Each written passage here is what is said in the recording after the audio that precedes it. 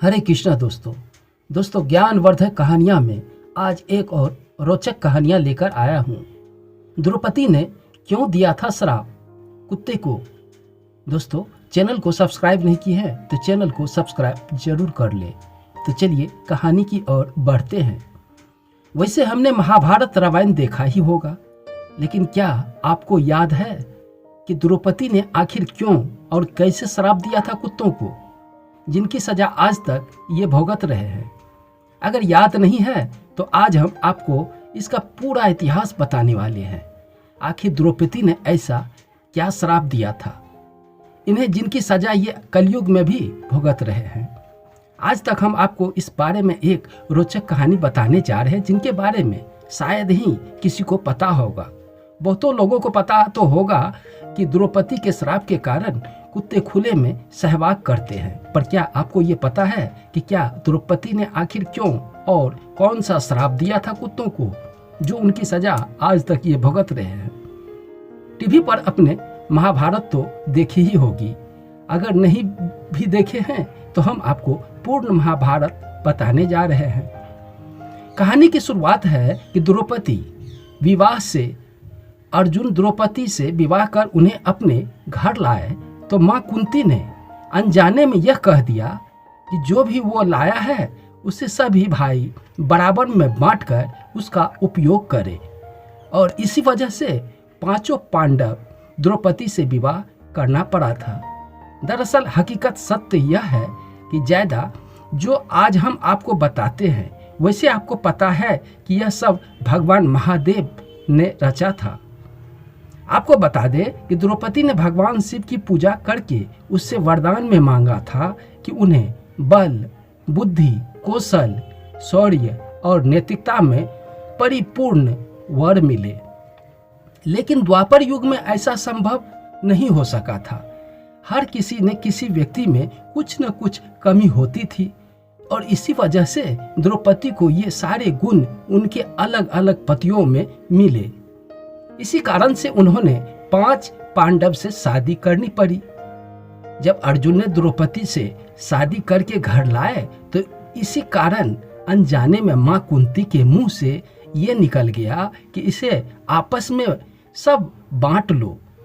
अपनी माँ कुंती की मान रखने के लिए पांडव को द्रौपदी से शादी करनी पड़ी, और इसके बाद पांडव ने यह निर्णय लिया कि प्रत्येक वर्ष किसी एक ही पांडव के साथ अपना समय व्यतीत करेगी, और जो कोई भी इस निर्णय का दुरुपयोग करेगा उसे 1 वर्ष का वनवास जाना होगा। और जब भी द्रौपदी किसी पांडव के साथ अकेले समय व्यतीत कर रही है तो दूसरे पांडव को उस कक्ष में आना वर्जित था। इसी दौरान एक ऐसी घटना घटी जिसकी वजह से कुत्ते को यह श्राप मिला कि सहवाग करते समय उनको पूरी दुनिया देखेगी। पांडव ने नियम बनाया तो जब कोई भी एक पांडव द्रौपदी के कक्ष में जाता तो वो अपने पादुका यानी कि चप्पल, द्रौपदी किसी पांडव के साथ अकेले में समय व्यतीत कर रही होती है तो दूसरे पांडव को उस कक्ष में आना वर्जित था। इसी दौरान एक ऐसी घटना घटी जिसकी वजह से कुत्ते को यह श्राप मिला कि सहवाग करते समय उनको पूरी दुनिया देखेगी। पांडवों ने नियम बनाया था कि जब भी कोई एक पांडव द्रौपदी के कक्ष में जाएगा तो वो अपनी पादुका यानी कि चप्पल उतार कर वहां रख देगा, ताकि उनके भाई पादुका देखकर कक्ष में प्रवेश न करें।